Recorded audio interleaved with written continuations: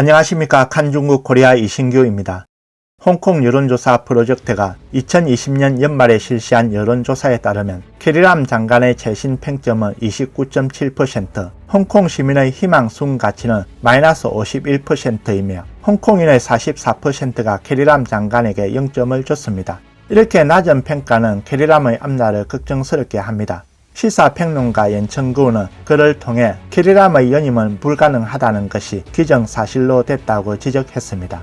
정의청 전 홍콩 입법회 의장도 캐리람은 연임하지 않을 것이라고 밝혔습니다. 근재파는 더 이상 캐리람에게 희망을 걸지 않고 의지할 자를 다시 찾아야 합니다. 연천구는 시진핑이 12월 22일 오후 중남해에서 캐리람을 접견하면서 캐리람이 말했던 내일의 큰 섬과 북부 도해구에 대한 언급을 하지 않은 것을 보면 그의 미래는 더 이상 보이지 않는다며 시진핑이 캐리람을 만났던 것은 그저 갈래였다라고 말했습니다. 캐리람은 결국 떠나야 합니다. 왜냐하면 그녀는 이미 홍콩을 망칠 대로 망쳤고 나쁜 일도 다 해버렸기 때문입니다. 더 이상 이용 가치가 없어졌으며 엉망이 된 홍콩은 다음번 행정장관에게 맡겨질 것입니다. 캐리람이 실각하면 누가 인수할 것인가? 이 문제에 대해 연천구는 린싱저의 견해에 공감한다며 리 샤오지아가 유력하다라고 말했습니다. 한두 달 뒤 행정장관 선거 때 리 샤오지아는 출마로 가닥이 잡혔고 캐리람은 물러나며 불출마를 선언할 공산이 큽니다. 차기 행정장관은 새로운 얼굴로 중공이 신뢰할 수 있고 홍콩인들이 싫어하지 않는 국제적 시야와 폭넓은 인맥이 있는 새로운 인물로 새로운 국면을 열 것입니다. 민주파는 이미 국가보안법에 크게 타격을 받았고 자유언론도 뿔뿔이 흩어졌으며 앞으로 행정장관의 임무는 어려운 시기에 대처하는 것이 아니라 적절한 정책을 시행하여 홍콩인들을 달래는 것입니다. 앞으로 홍콩 정치는 중국 본토에서 파견된 남하 간부와 지방 간부의 갈등이 양쪽에서의 권력 다툼, 정치와 재정 자원을 위한 투쟁 등으로 싸움이 끊이지 않을 것입니다.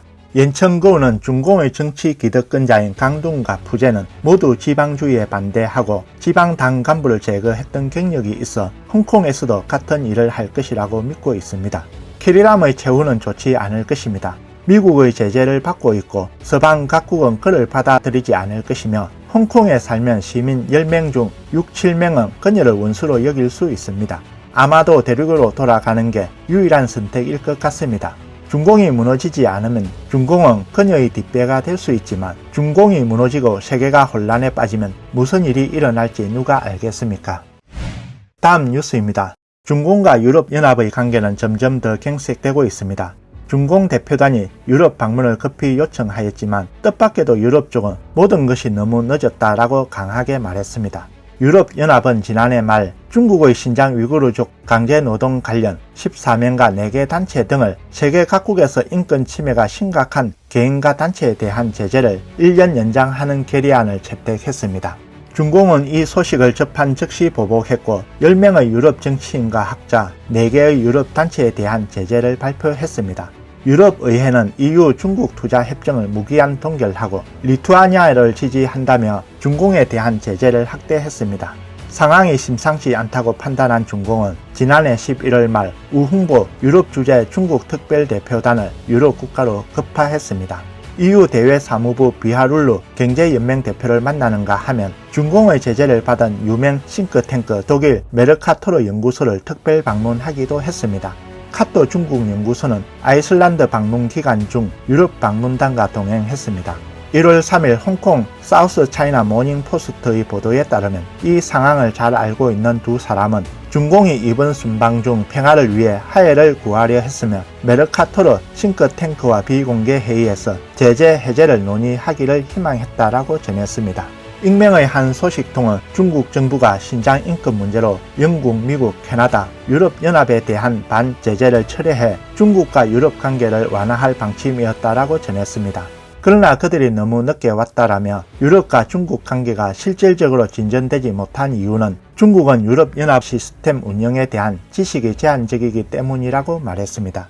해외 전문가들은 메르카토르 싱크탱크와의 만남은 베이징이 완전 실책을 억지로 시인한 것으로 볼 뿐 진정성을 보이지 않고 있습니다. 베이징이 전량의 태도를 바꾸려 하지 않는다면 유럽-중국 관계는 아무런 돌파구가 없을 것이라고 했습니다. EU 회원국 대사는 이미 11월 마지막 주에 신장 인권을 침해한 중공 관리들에 대한 제재를 1년 더 연장하기로 했다고 신문은 전했습니다.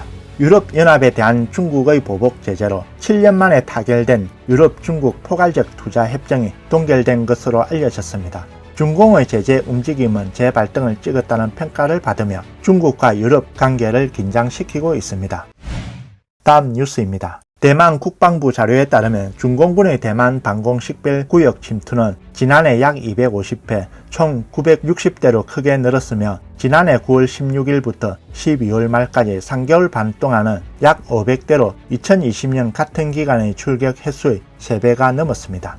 중앙통신은 일본 언론 보도를 인용해 중공군이 무력으로 대만을 침공하는 핵심적인 제공권과 제해권을 확보하고 있으며 공중에서 6회 공군을 동시에 공격할 수 있는 능력을 점차 확보하고 대만을 공격하기 위해 마지막 단계인 대만 본섬에 상륙할 준비를 하고 있다고 전했습니다.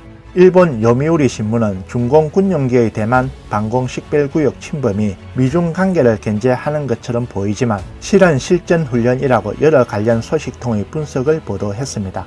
예를 들어 2021년 10월에는 전투기, 조기경보 항공기, 전략포켓기, 초계기 등 한때 최대 52대가 대만 방공식별구역에 침범했습니다. 이러한 항공기는 육해공 각 분야를 동시에 공격할 수 있는 구조입니다. 중공의 전략 폭격기는 오키나와 본섬과 미야코 섬 사이의 미야코 해협을 반복적으로 비행한 후 서태평양으로 남하해 미국의 감을 공격할 수 있는 거리에 도달한 후 후퇴했습니다. 분석가들은 중공의 움직임이 폭격기 호위 전투기가 작전 가능 범위를 넓히고 대만에 접근하는 미 항공모함 타격군과 미군 강 기지를 공격할 수 있도록 하기 위한 포석이라는 분석입니다. 요미우리 신문은 대만 국방부 보고서를 인용해 중공이 대만을 4단계로 공격할 것으로 예상한다고 전했습니다. 1단계 중국 본토에서 미사일로 공격, 2단계 전자파로 대만 군사시설 마비, 3단계 제공권과 제해권 확보, 미군 등 외국 개입 차단, 4단계 마지막으로 대만 본섬에 상륙. 보고서에 따르면 중공군은 무력 통일을 이루려 하지만 민주 정치에 익숙한 대만인들이 저항해 게릴라전으로 발전할 가능성이 크다라며 이 경우 장기간 군 부대나 무장 경찰이 주둔해야 해 군사비가 치솟고 위신이 실추되기까지 한다라며 이 때문에 시진핑 정권은 대만 무력 통일을 준비하면서도 평화 통일을 최우선 순위로 삼을 것이다 라고 전망했습니다. 오늘 뉴스는 여기까지입니다. 구독과 좋아요는 격려입니다. 공유는 나눔의 시작입니다. 시청해 주셔서 감사합니다.